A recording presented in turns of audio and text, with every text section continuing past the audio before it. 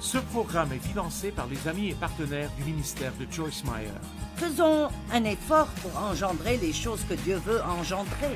Les choses qui le glorifieront, qui feront en fait une différence dans ce monde. Laissez-moi vous dire quelque chose. Je refuse de vivre ma vie et d'être inutile.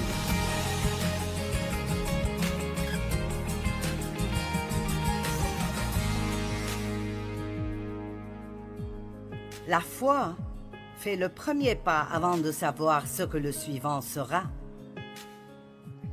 Si vous attendez d'avoir un plan complet pour votre vie, alors vous êtes sur le mauvais plan, parce que ce n'est pas comme ça que Dieu travaille. Il vous le donne un pas à la fois.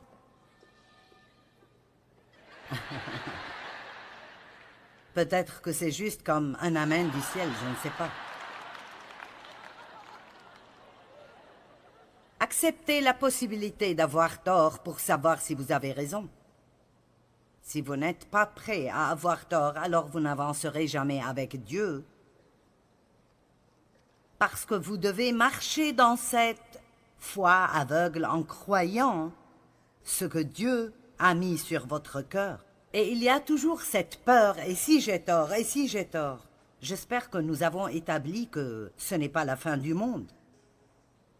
Si vous avez pris une mauvaise décision, ça ne veut pas dire que vous êtes mauvais. Ça veut dire que vous tâtonnez et vous essayez de découvrir ce que Dieu veut que vous fassiez. Et je pense que Dieu apprécie ce genre de courage. Quiconque croit qu'il peut toujours faire ce qu'il a toujours fait est insensé. Parce qu'il y a toujours quelque chose qui change dans nos vies. Notre but devrait être d'être guidé par le Saint-Esprit. Ça devrait être le but numéro 1 de tout croyant, d'être dirigé et guidé par le Saint-Esprit, de plaire à Dieu plutôt qu'aux hommes. Amen. Et la vie dirigée par l'Esprit est une vie pleine d'aventures. Maintenant, Dieu nous donne tous des dons. Chacun d'entre nous a un genre de don, de talent, que Dieu nous a donné. Nous ne sommes pas tous l'un comme l'autre, et nous devons faire très très attention de ne pas laisser ce petit monstre vert de la jalousie se mettre sur notre chemin et commencer à nous faire vouloir ce que quelqu'un d'autre a. Parce que si vous voulez quelque chose que quelqu'un d'autre a assez longtemps et assez fort, vous allez finir par le mépriser. Et Dieu veut que nous nous aimions l'un l'autre. Notre corps fonctionne dans l'unité. Mes mains aident mes pieds à se chausser. Cette main m'aide à mettre cette bague. Cette main m'aide à mettre cette bague. Ainsi, notre corps fonctionne dans l'unité et n'est pas jaloux. Aucune partie n'est jalouse de l'autre. Certaines parties sont plus cachées que d'autres, d'autres sont bien plus visibles. D'autres ne sont jamais vues par quiconque d'autre, et les parties qui ne devraient pas être vues ne doivent pas l'être. Ce n'est pas toujours le cas. Parfois, nous devons toujours dire aux chrétiens comment s'habiller. Ce qui, pour moi, est étonnant, mais c'est vrai. C'est pourquoi Jésus nous appelle des brebis. Les brebis sont les animaux les plus débiles qui existent. Saviez-vous cela? Il n'a pas dit ça comme une insulte. Il voulait dire que nous avons besoin de direction et d'être guidés. Et c'est pourquoi je pense que c'est si bien quand vous avez un pasteur ou un enseignant biblique qui prend le temps d'enseigner les choses pratiques dont vous avez besoin pour votre vie, qui n'enseigne pas et ne prêche pas toujours une certaine doctrine religieuse qui sonne comme s'il savait beaucoup, mais qui ne vous aide pas vraiment dans votre vie de tous les jours. Amen. Et donc, faites très attention si vous souhaitez faire ce que quelqu'un d'autre fait, parce que si vous passez votre temps à souhaiter cela, vous manquerez ce que Dieu veut que vous fassiez. Et il y a un petit exemple que j'ai utilisé, et je ne vais pas m'attarder dessus, mais ça illustre ce que je dis. Vous savez, mes doigts peuvent avoir des bagues. J'aime beaucoup celle-là parce que quelqu'un me l'a donnée. J'ai donné ma bague de mariage. Il y a des années, ce que j'ai senti que Dieu voulait que je fasse dans la foi. Et elle n'avait pas beaucoup de valeur, mais c'était tout ce que j'avais en ce temps. Et j'ai commencé à croire Dieu pour une magnifique bague de diamants, ce que je ne pouvais pas m'acheter. Et comme la plupart des prières, j'ai dû attendre longtemps et une dame est en fait venue à l'une de nos conférences. Et elle avait cette bague dans une boîte et elle l'a donnée à Dave et elle a dit « Ceci est de mon mariage précédent et c'est la seule chose qui m'appartienne qui n'est pas rapport avec mon mari actuel et je veux que Joyce l'ait. » Et c'est une bague de diamant magnifique. Mais pour moi, c'est de Dieu et donc j'aime particulièrement.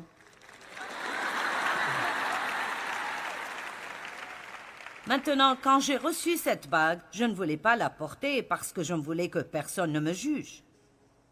Et écoutez, vous devez être assez courageux pour porter les cadeaux que Dieu vous donne. Vous savez, parce que la vérité est que quelqu'un me jugera peut-être, mais voici le problème du jugement. Nous jugeons les gens concernant des choses sur lesquelles nous ne savons rien. Elle utilise probablement tout l'argent des offrandes pour s'acheter ses vêtements et cette bague de diamants. Ne soyez pas jaloux de ce que quelqu'un d'autre a si vous ne voulez pas faire ce qu'il a fait pour l'avoir. Amen. Donc, j'admettrai que mes yeux aiment regarder cela. Spécialement après que je fasse mes ongles. Je pense qu'elle est belle. Eh bien, ma main peut porter la bague. Ma main ne peut pas voir la bague, elle peut mettre la bague. Mes yeux peuvent voir la bague, mais ils ne peuvent jamais mettre la bague. Maintenant, et si mes yeux étaient jaloux et disaient « Nous sommes fatigués de regarder ta bague. »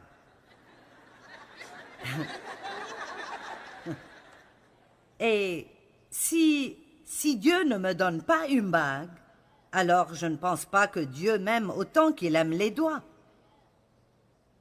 Allez maintenant, c'est comme ça que nous sommes, vous savez.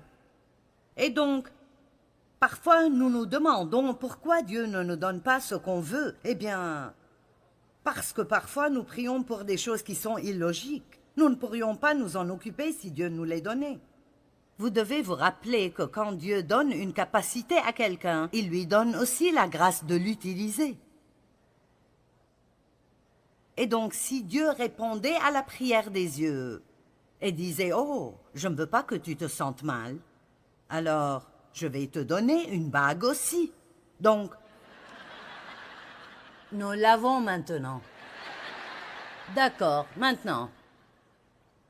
Voilà, je ne peux pas faire ceci longtemps. Voici l'essentiel. Si mon œil reçoit ce qu'il veut, alors il ne peut pas faire son travail dans le corps.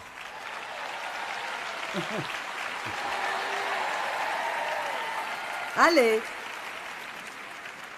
Et donc, je finis par être paralysée par ce que je croyais être cette chose que je voulais et devais avoir, et dont j'étais jalouse, et je sentais que Dieu ne m'aimait pas autant parce que je ne l'avais pas. Faites assez confiance à Dieu pour croire qu'il vous donne ce dont vous avez la capacité de vous occuper, et que toute chose que Dieu donne à quiconque est quelque chose d'important. Et ça ne fait pas de différence si vous êtes sur la plateforme ou dans votre cave. Tout ce qui importe pour Dieu est que vous fassiez joyeusement la chose spécifique qu'il vous donne à faire, aussi bien que vous le pouvez, et votre récompense sera aussi grande que celle de quiconque. Amen. Matthieu chapitre 25. C'est comme un homme qui, partant pour un voyage, appela ses serviteurs et leur remit ses biens. Je commence au verset 14. Il donna 5 sacs d'argent à l'un, 2 à l'autre et 1 au troisième, à chacun selon sa capacité. Vous voyez cela, il nous donne selon notre capacité ce qu'il nous donne aussi. Donc, il nous donne notre capacité, puis des dons d'après notre capacité. Et il nous donne des dons selon notre capacité, et non au-delà, parce qu'il ne veut pas que nous soyons toujours stressés. Allez! Il y a tellement de stress dans le monde aujourd'hui, et beaucoup de ceci est dans la compétition, et la comparaison, et les gens essayent de découvrir ce qu'ils sont. Et ils pensent que leur valeur vient entièrement de ce qu'ils font. Et pour être honnête, qui vous êtes en Christ n'a rien à voir avec ce que vous faites. Amen. Vous êtes autant l'enfant de Dieu si vous êtes dans votre cave que vous l'êtes si vous êtes sur la plateforme. Ça ne fait aucune différence. Dieu nous aime tous autant l'un que l'autre. Donc j'aime ceci. Il leur donne des dons d'après leur capacité de s'en occuper parce qu'il ne veut pas que nous soyons stressés et sous pression tout le temps. Est-ce que vous savez que le stress et la pression sous lesquels les gens vivent aujourd'hui ne sont pas la volonté de Dieu? Et je peux vous dire que le monde ne changera pas. Et s'il change, il sera pire. Donc si nous voulons avoir la paix, nous devons changer. Nous devons arrêter de jouer le jeu. Nous devons arrêter de jouer le jeu que le monde joue et comprendre où notre vraie valeur et estime sont. Vous savez, nous avons toutes ces choses sur notre téléphone maintenant. Vous pouvez avoir des podcasts et toutes ces choses différentes. J'oublie ce qu'on les appelle même. Oh, Instagram. C'est un nouveau Instagram. Ce n'est pas nouveau, mais c'est nouveau pour moi. Et certaines des choses que vous pouvez avoir, mon équipe ne me laisse même pas les avoir parce qu'ils ont peur de ce que je ferai avec. Vous savez, ils disent « Non, tu n'auras pas la possibilité de poster des trucs, ça passera par nous, parce que nous ne savons pas ce que tu mettrais en ligne. » Mais j'ai Instagram et donc j'aime ce que notre ministère fait et vous savez, ils ont aussi ces... De temps en temps, il y a cette liste de gens. Tu aimerais peut-être aussi suivre ces gens-là. Et donc, j'ai découvert que chacun de ces petits boutons que vous pressez vous dit combien de gens les suivent. Je veux dire, nous aimons vraiment les nombres, n'est-ce pas? Et vous savez, je sais mieux que cela, mais il y a quelques jours, j'ai vu ce type que j'aime et que j'écoute parfois et j'ai pensé, mon Dieu, ce type a beaucoup de gens qui le suivent. Il a beaucoup plus de gens qui le suivent que moi. Et donc, soudainement, j'ai remarqué que j'ai passé près de 10 minutes à voir tous ces nombres chez toutes ces personnes pour voir combien de gens les suivent, pour voir si plus de gens les suivent que moi. Et j'ai pensé, Joyce, que penses-tu être en train de faire? Vous voyez, c'est un peu comme ces petits démons qui essayent de nous enliser. Je veux dire, qu'est-ce que c'est de toute façon un suiveur?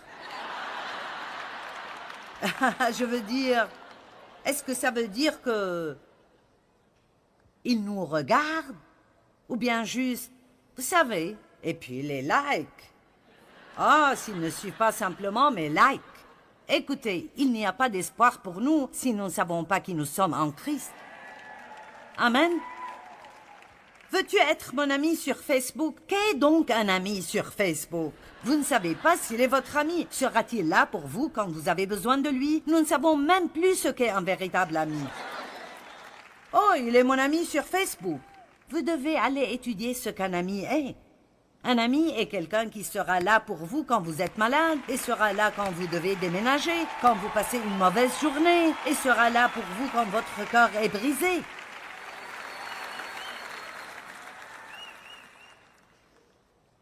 Donc, arrêtons juste toutes les comparaisons et toute la jalousie.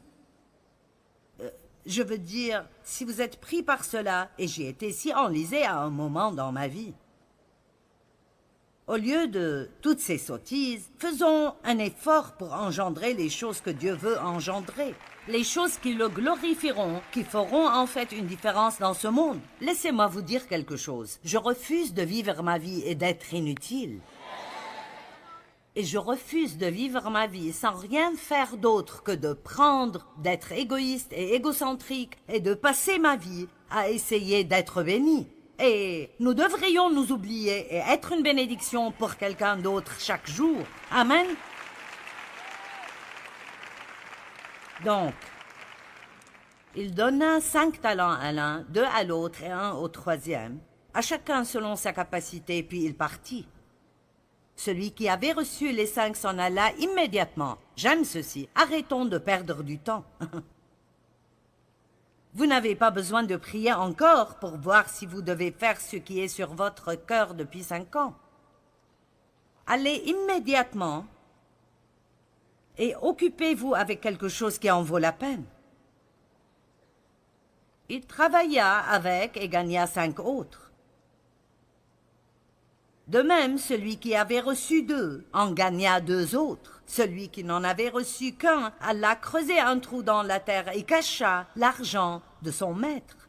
Maintenant, voici le gars dont nous parlons ce week-end. Que se passe-t-il quand vous avez peur? Vous vous cachez. De quoi avait-il peur? Il avait peur de prendre un risque. Et c'est ce dont nous parlons un peu aujourd'hui. N'ayez pas peur de prendre un risque. N'ayez pas si peur d'avoir tort que vous ne ferez jamais un pas pour savoir si vous avez raison. S'il y a quelque chose que vous voulez de Dieu, demandez-lui.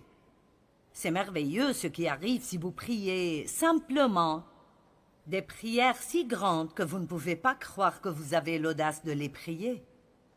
Amen.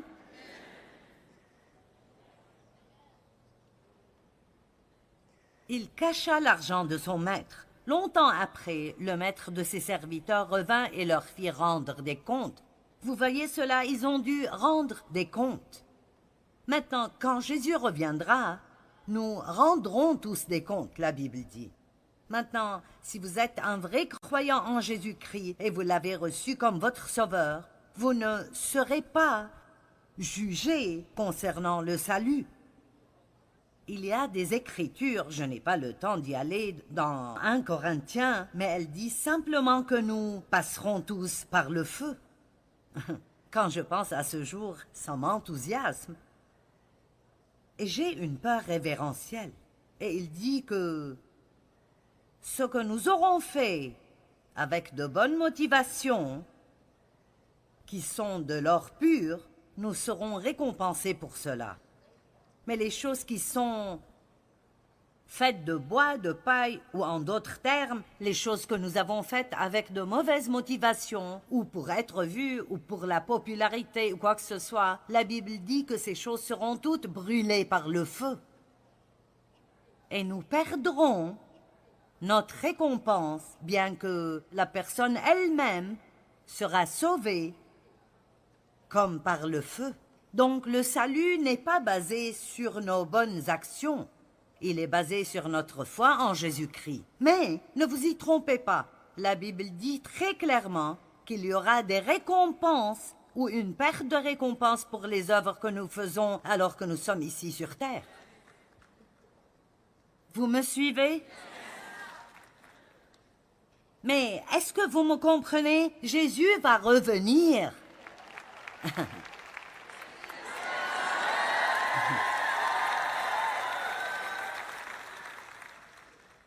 Maintenant, vous applaudissez quand je dis que Jésus revient.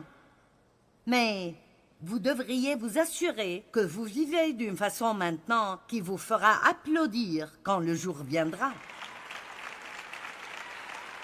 Mais allez, soyons sérieux à ce propos. Amen. Et donc, faites toutes les bonnes œuvres que vous pourriez faire, mais faites-les pour les bonnes raisons. Vous ne devez pas essayer de faire de bonnes actions pour que Dieu vous aime. Il vous aime déjà. En titre de fait, je vous dirai quelque chose, et c'est la vérité. Dieu ne vous aimera jamais, jamais plus qu'il ne vous aime maintenant en ce moment, quoi que vous fassiez.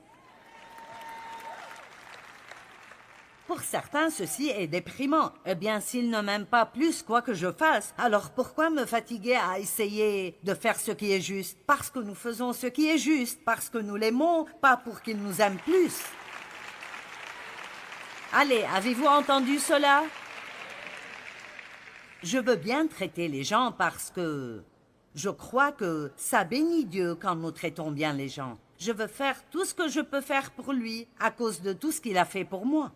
C'est difficile pour nous de comprendre que Dieu nous aime librement par sa grâce, par sa miséricorde. Nous sommes sauvés par la grâce, mais cela ne veut toujours pas dire que nous n'essayons pas de faire toutes les bonnes œuvres que nous puissions faire. Nous ne sommes pas sauvés par elle, mais si nous l'aimons et nous apprécions ce qu'il a fait pour nous, alors nous les ferons. Donc oublions cette idée que là où nous allons avoir une bénédiction.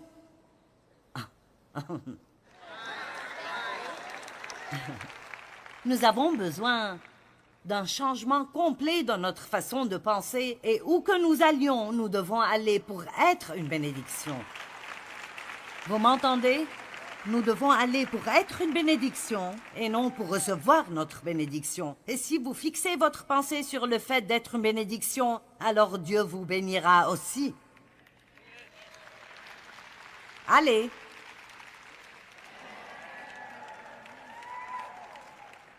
C'est la façon chrétienne de penser. Amen. Et si nous ne faisons pas cela, alors nous ne sommes pas différents du reste du monde. Le Maître est revenu pour leur faire rendre des comptes, et je n'ai pas du tout peur de cela. J'attends impatiemment le jour où Jésus reviendra. Je ne crois pas qu'il y ait quoi que ce soit dont j'aurai honte. Et je ne veux pas que quiconque d'entre vous ait honte de quoi que ce soit non plus. C'est pour cela que c'est urgent dans mon cœur de faire tout ce que je peux pour que les gens puissent être le meilleur qu'ils puissent être maintenant. Vous me comprenez? Toute personne ici peut prendre une décision aujourd'hui d'être un peu meilleure. Et ce que vous faites en public, quand vous pouvez être vu, n'importe pas plus que ce que vous faites derrière les portes fermées, quand personne ne regarde, parce que c'est le vrai vous. Amen.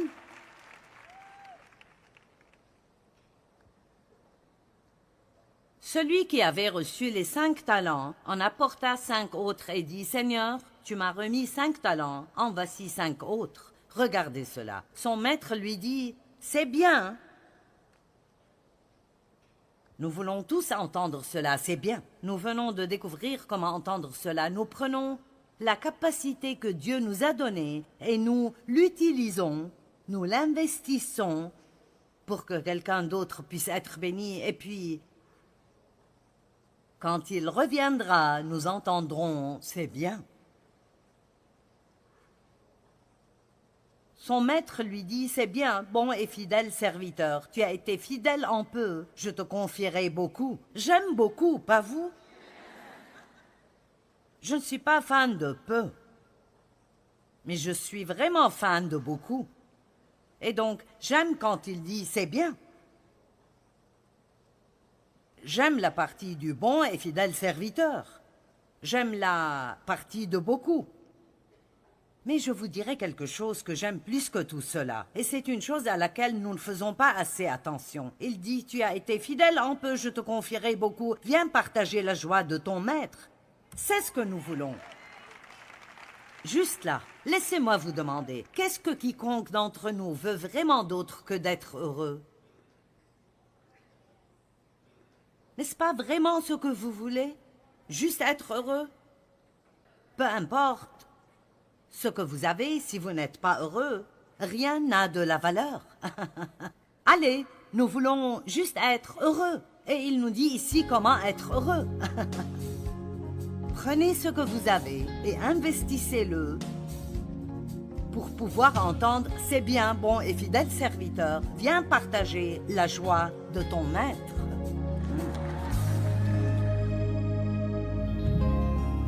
Eh bien, pour pouvoir engendrer votre rêve de Dieu, vous devez rester fidèle et persévérer. Et ce ne sera pas toujours facile, mais avec Dieu, toutes choses sont possibles.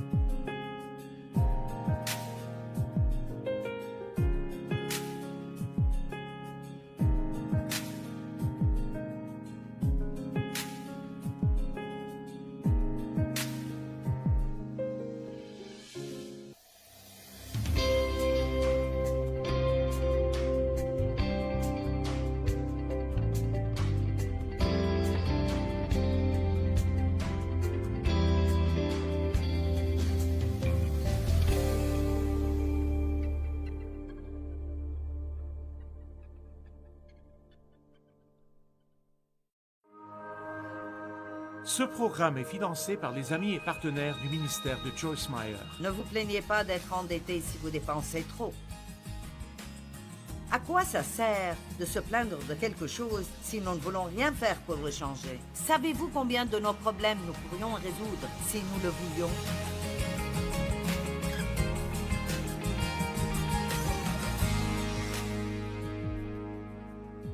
La Bible dit que nous devons apporter une offrande ou un sacrifice de louange. Donc, la louange est perçue par Dieu comme une offrande. Nous offrons nos louanges. Et la louange est simplement une histoire ou une narration. C'est l'histoire de quelque chose de bien que Dieu a fait pour vous. Alors, quand vous vous réunissez, que diriez-vous de parler des bonnes choses que Dieu fait au lieu de simplement... Combien d'entre vous en ont vraiment marre d'entendre tout le monde se plaindre à propos de tout? Je veux dire, je suis au point où je ne peux pas supporter de devoir écouter plus de gens se plaindre. Le psaume 50, 23 dit « Celui qui offre pour sacrifice des actions de grâce me glorifie. Et à celui qui veille sur sa voie, je ferai voir le salut de Dieu. » Par lui, offrons sans cesse et constamment à Dieu un sacrifice de louange. Avons-nous des gens vraiment reconnaissants ici aujourd'hui? Vous n'avez pas besoin du message. Il est pour quelqu'un d'autre, mais... Est-ce que vous trouvez que c'est facile de vous plaindre? D'accord. Pensez-vous que le message d'aujourd'hui va vous aider à ne pas vous plaindre autant qu'avant? Au moins pour un jour ou deux? Mon Dieu, nous devrions être si reconnaissants. Je veux dire, vous n'irez pas en enfer.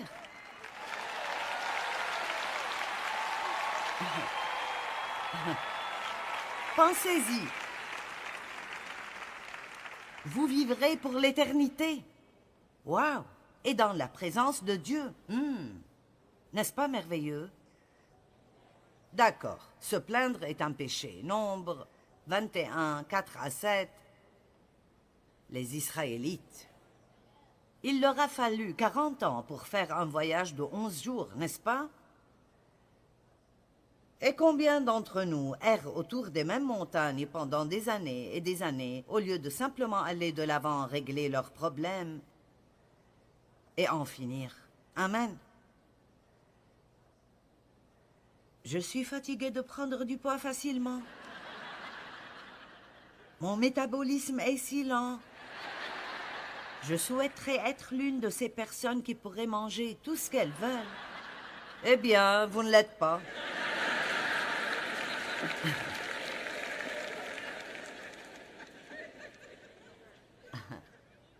Alors faites avec.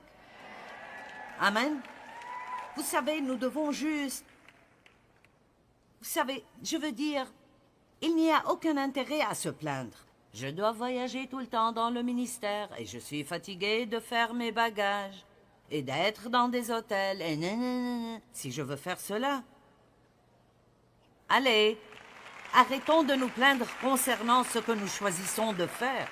Parce que quoi que vous choisissiez de faire, il y aura là une bonne partie et une partie que vous n'aimerez pas.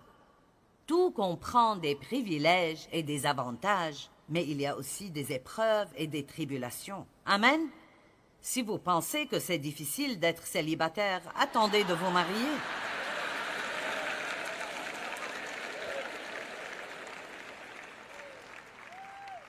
Amen. Si vous êtes célibataire, vous pouvez vous arrêter et manger quelque chose sans demander à personne. Vous pouvez aller où vous voulez aller et faire tout ce que vous voulez faire. Maintenant, j'aime être mariée, mais je dis que vous pouvez grogner parce que vous êtes célibataire, mais lorsque vous serez marié, vous grognerez à ce sujet aussi. Amen. Oh, wow. C'est le 3e message depuis que nous avons commencé hier soir. Maintenant, je peux juste vous dire tout ce que je veux.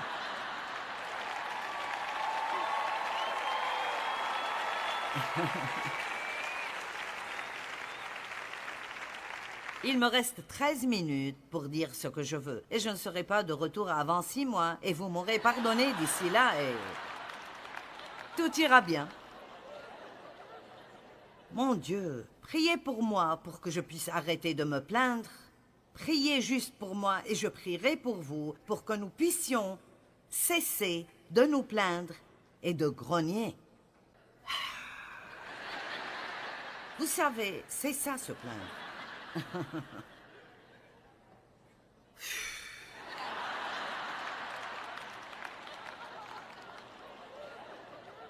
Est-ce que vous faites cela?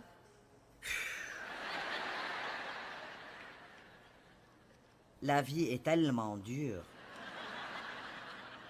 Je veux dire, mon climatiseur était en panne quand nous sommes rentrés d'un voyage récemment. Le climatiseur dans ma chambre.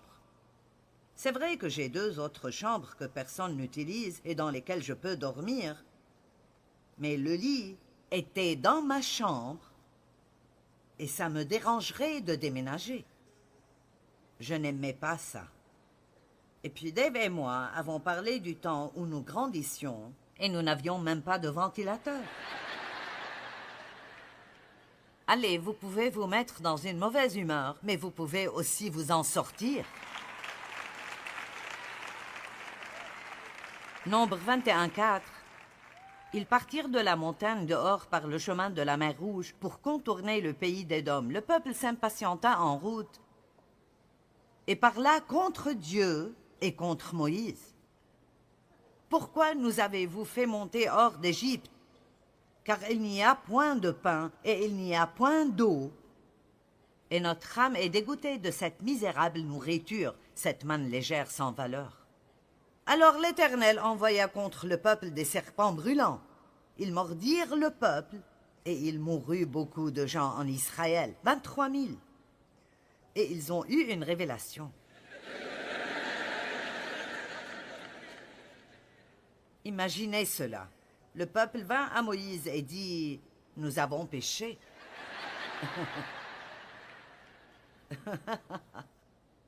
Pouvons-nous comprendre cela avant d'avoir une plaie?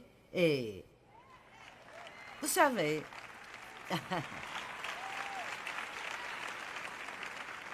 vivez dans une maison pleine de gratitude et d'appréciation. Allez, appréciez ce que vous avez. Appréciez les gens dans votre vie. Ne voyez pas juste tout ce que vous pouvez trouver de mal en eux. Appréciez-les. Je me plaignais un peu ce matin. Je ne veux pas dire cela comme j'enseignais sur ne pas nous plaindre, mais mon mari aime bien me coiffer. Pas toute la procédure, mais vous savez. Mais j'ai un épi juste ici dans mes cheveux qui aime tourner comme il veut. Et donc, c'est une corvée, vous savez, de faire que tout aille là où il faut pour que je n'ai pas une raie à l'arrière de ma tête. Et alors, Dave dit toujours, je vérifie tes cheveux. Il est une personne vraiment patiente et moi, je préférerais plutôt les faire et en finir. Et alors, il prend ce petit peigne, un tout petit peigne, et il s'assure de chaque cheveu. Il les tire dans la bonne direction, et puis bien sûr, à ce moment-là, je m'énerve. Et je me dis, d'accord, c'est assez bien. Et il dit, ne bouge pas. Oh.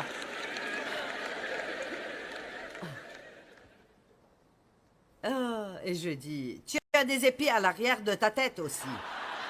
N'est-ce pas comme ça que nous sommes? Si nous n'aimons pas quelque chose, nous attaquons immédiatement l'autre personne. Tes cheveux ne sont pas parfaits non plus. Pourquoi dois-je rester ici pendant que tu me coiffes?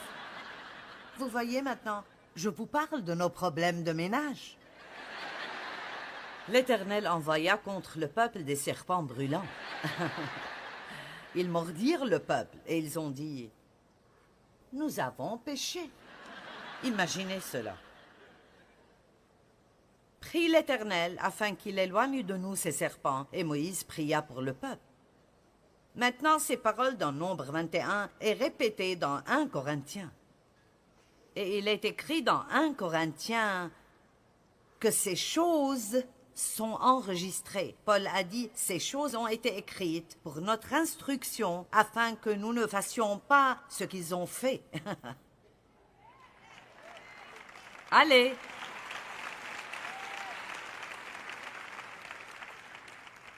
Donc il est écrit que nous ne devrions pas tenter le Seigneur. Alors, finissons-en ici avec quelques questions. Êtes-vous content la plupart du temps? Évidemment, les personnes qui le sont n'hésitent pas à dire oui. Mais je n'ai pas entendu un non. Et j'en suis sûre, il y en a ici. Paul a dit, « J'ai appris à être satisfait. » Il n'a pas dit qu'il a commencé comme ça. Il l'a appris. Et vous savez, je pense que l'une des façons dont nous apprenons cela est que c'est absolument inutile de se plaindre. Nous obtenons des réponses de Dieu en priant, pas en nous plaignant. Et quand nous prions et puis nous nous plaignons, ce que nous faisons, vous savez, nous prions le matin, « Mon Dieu, aide-moi, aide-moi, aide-moi, aide-moi, mon Dieu. » Puis nous allons nous plaindre concernant tout ce pourquoi nous avions juste prié ce matin-là. Êtes-vous une personne très difficile? Au moins une personne Harry. Mes employés préférés sont ceux qui ne sont pas difficiles. Ils viennent travailler, ils arrivent à l'heure, ils font leur travail, ils vont déjeuner, ils reviennent à l'heure. Ils font leur travail, ils suivent les directives, ils rentrent chez eux, ils reviennent le lendemain, ils le font encore. J'aime les gens qui n'ont pas toujours quelque chose d'autre qu'ils doivent avoir pour être heureux. Quelqu'un pourrait-il louer Dieu?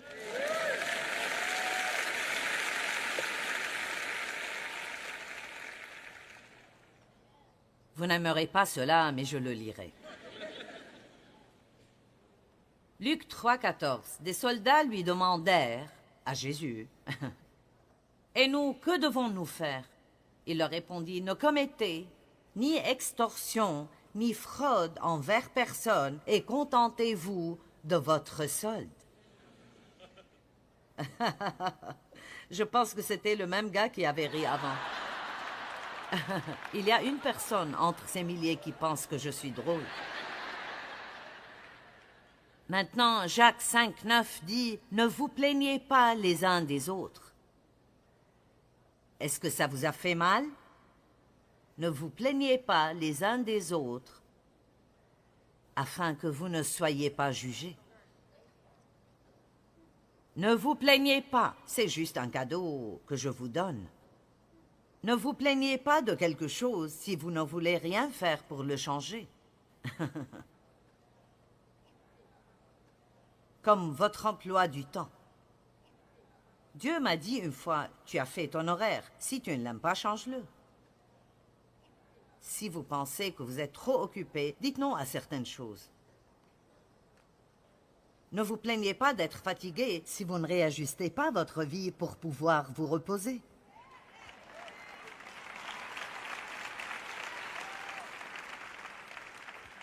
Je vais tourner le dos quand je dirai ce qui suit. Il y a moins de gens ici qui se fâcheront contre moi, alors. Ne vous plaignez pas d'être trop gros si vous voulez continuer à trop manger.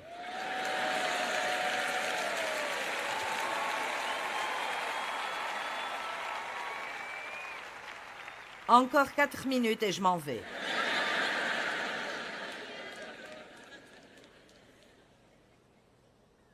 Ah, ne vous plaignez pas d'être endetté si vous dépensez trop. À quoi ça sert de se plaindre de quelque chose si nous ne voulons rien faire pour le changer? Savez-vous combien de nos problèmes nous pourrions résoudre si nous le voulions?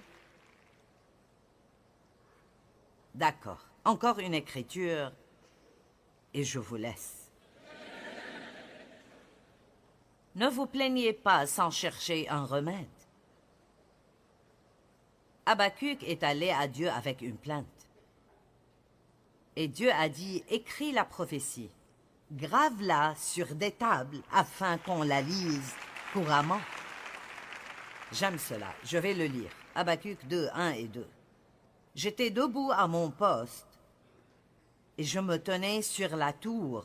Je veillais pour voir ce que l'Éternel me dirait et ce que je répliquerais après ma plainte. Avec une plainte, l'Éternel m'adressa la parole, écrit la prophétie. Grave-la sur des tables afin qu'on la lise couramment. Si vous avez une plainte dans la vie, alors regardez comment y remédier.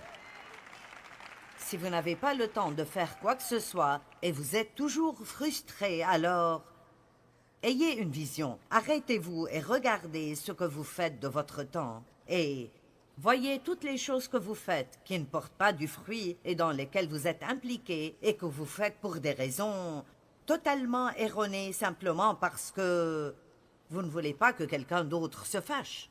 Vous le faites simplement. Peut-être que vous étiez supposé le faire à un moment donné et que Dieu en a fini avec cela il y a des années et vous le faites toujours. Si le cheval est mort depuis 10 ans, il est temps de descendre. Vous savez, ne vous contentez pas d'essayer de faire la même chose encore et encore. Si ça ne fonctionne pas, ayez une vision. Si vous êtes endetté et sous beaucoup de pression, déterminez comment payer les factures. Voyez ce que vous pouvez vivre sans, pendant un certain temps, de sorte à mettre de l'argent de côté et vous libérer de vos dettes. Ne restez pas endetté et à vous plaindre tout le temps. Amen. Donc ne vous plaignez pas si vous n'avez pas la vision pour y remédier. Dieu veut que nous soyons tous heureux. Néhémie s'est plaint à cause du mur effondré, alors il a eu une vision et un plan pour les réparer. Martin Luther King se plaignait du racisme et il a envisagé d'y mettre fin. Allez!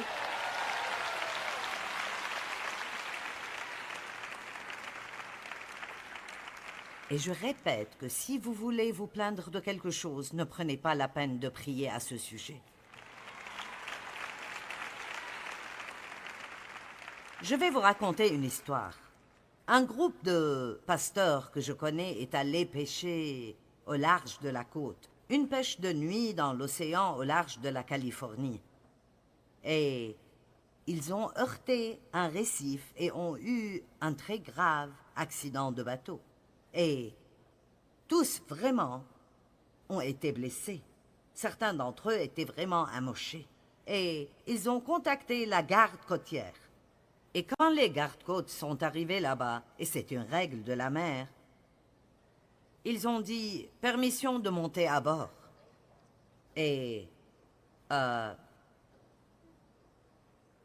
c'est intéressant. Ici, ils saignaient et étaient amochés. Et leur vie était un grand gâchis à ce moment-là, comme des gens qui vivent sans Christ. Désespérés, ils ont besoin d'aide. Ils saignent à l'intérieur, ils ont le cœur brisé. Et pourtant, Jésus ne montera pas à bord sans obtenir la permission. Et donc, aujourd'hui, Jésus dit à certaines personnes, « Permission de monter à bord. Permission de venir à bord. » Et vous savez quoi? C'est simple. Dieu vous aime. Peu importe combien vous avez de défauts, Dieu vous aime. Et il n'y a pas de trou tellement profond qu'il ne peut pas vous atteindre et vous faire sortir. Et il veut faire quelque chose de merveilleux dans votre vie. Il n'est pas trop tard. Et il n'y a pas de péché qui ne puisse être pardonné. Mais vous devez être prêt à faire une chose. Et c'est de dire que vous croyez que Jésus est le Fils de Dieu. Vous croyez qu'il a effectivement pris votre péché sur lui-même. Il est mort pour vous à votre place. Vos péchés sont pardonnés si vous recevez cela et décidez que vous voulez vous détourner du péché. Le repentir ne signifie pas seulement que je suis désolé pour mon péché, mais que je veux m'en détourner et me tourner vers Dieu et vivre une vie nouvelle. Amen. Maintenant, je vais être très honnête avec vous. Être chrétien est beaucoup mieux que d'être pécheur. Mais ce n'est pas facile. Vous savez, si vous vous détournez du péché et vous apprenez à vivre de nouveau, vous devrez étudier la parole et probablement vous faire de nouveaux amis. Et vous devez vous joindre à une église où vous pouvez être avec d'autres personnes qui vous aiment. Aucune de ces choses n'a à voir avec votre salut. Vous êtes sauvés parce que vous croyez. Mais si vous profitez de la vie que Jésus est mort pour vous donner, alors il y aura certaines choses que Dieu devra changer dans votre vie. Mais le problème, c'est qu'il est patient. Il ne fait jamais rien quand vous n'êtes pas prêt. Tout ce que je dis, c'est que si vous priez la prière du salut avec moi aujourd'hui, vous faites alors la première étape d'un très long voyage. Et je veux que vous soyez prêts pour ceci et désireux de l'avoir. Il ne s'agit pas seulement de prier la prière du pécheur puis de continuer à vivre de la même manière. Il s'agit d'être disposé à changer de vie. Qui ici a vraiment besoin que Jésus soit le Seigneur de sa vie? Vous voulez le recevoir comme votre sauveur? Allez, levez vos mains. Vous voulez le recevoir comme votre sauveur? Peut-être que vous dites, eh bien, Joyce, tu sais, je ne suis même pas sûre d'être sauvé. Il y a beaucoup de gens qui sont juste religieux. Je veux dire, ils vont juste à l'église et ils font tous les rituels.